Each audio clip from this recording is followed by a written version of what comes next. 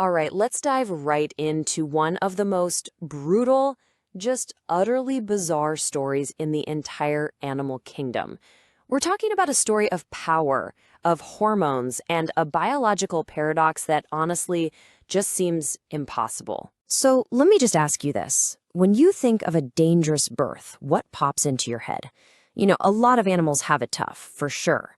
But there is one that stands out as so exceptionally dangerous, so full of peril, that it pushes the absolute limits of biology. You've probably heard their famous, or maybe infamous, laugh, right?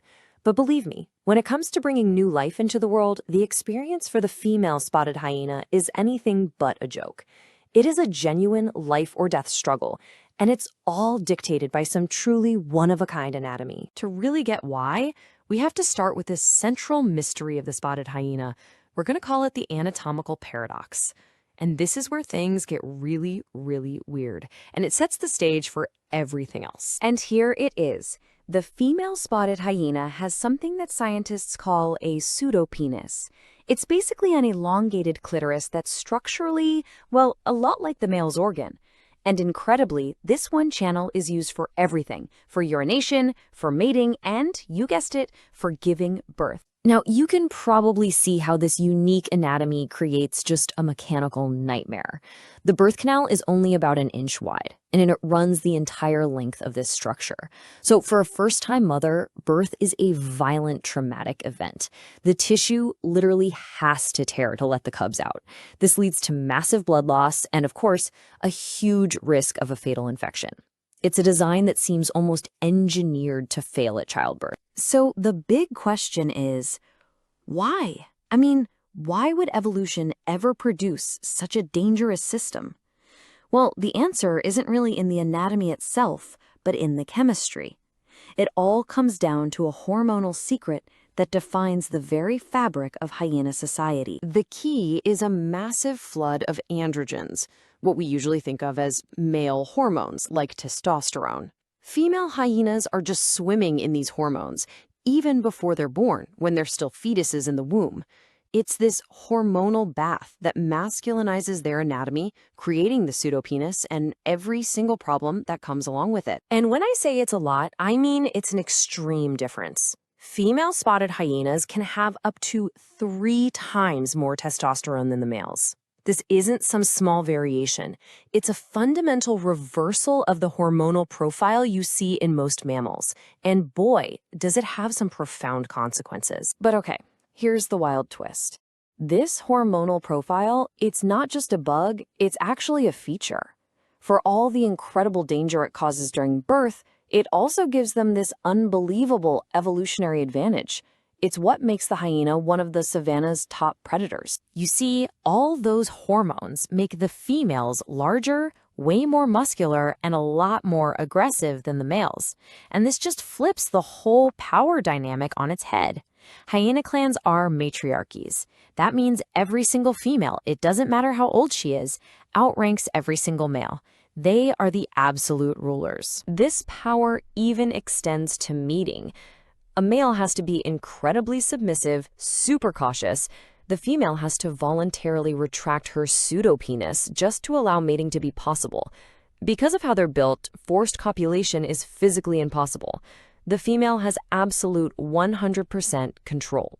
No question. But this dominance, all this power, it comes at a terrifying cost. And that bill comes due in the birthing den, where the matriarch's greatest evolutionary advantage becomes a life-threatening ordeal. Just think about this number for a second. 1 inch. That's it.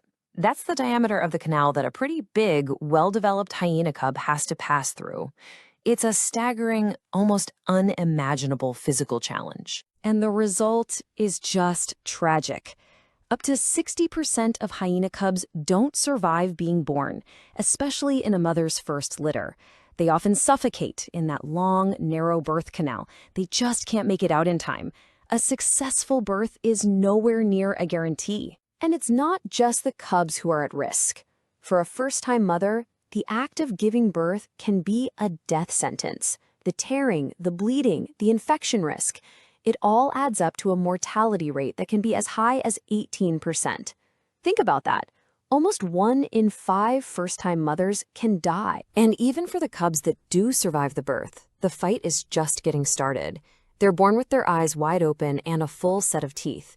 And thanks to all those androgens they got in the womb, they are unbelievably aggressive. It's actually common for siblings to fight to the death right there in the den. It's a practice called siblicide. Survival of the fittest starts at minute 1. So what do we make of all this? This crazy mix of incredible social power on one hand and devastating biological cost on the other. It really all comes down to understanding evolution not as some kind of quest for perfection, but as a series of brutal, brutal bargains. And here is that bargain laid out for us. Every single advantage comes with a direct and often devastating price. The very hormones that create a dominant, aggressive female also create that deadly birthing canal.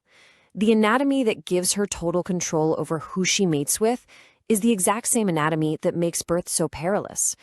It is a perfect, if terrifying, trade-off. And this, right here, is the ultimate lesson of the hyena. This isn't some flawed design. From evolution's point of view, it is a roaring success. Evolution doesn't care about perfection. It just aims for whatever works well enough to succeed. And for the spotted hyena, this brutal, costly, and painful system is good enough. And that leaves us with one last thing to think about. We like to imagine nature as elegant or perfect or beautiful. But the hyena shows us that survival can be messy. It can be costly. It can be paradoxical. It really forces us to ask what success even means. It's not about being perfect. It's about enduring, no matter what the price is. And that is a powerful lesson about the relentless and often ruthless logic of life on Earth.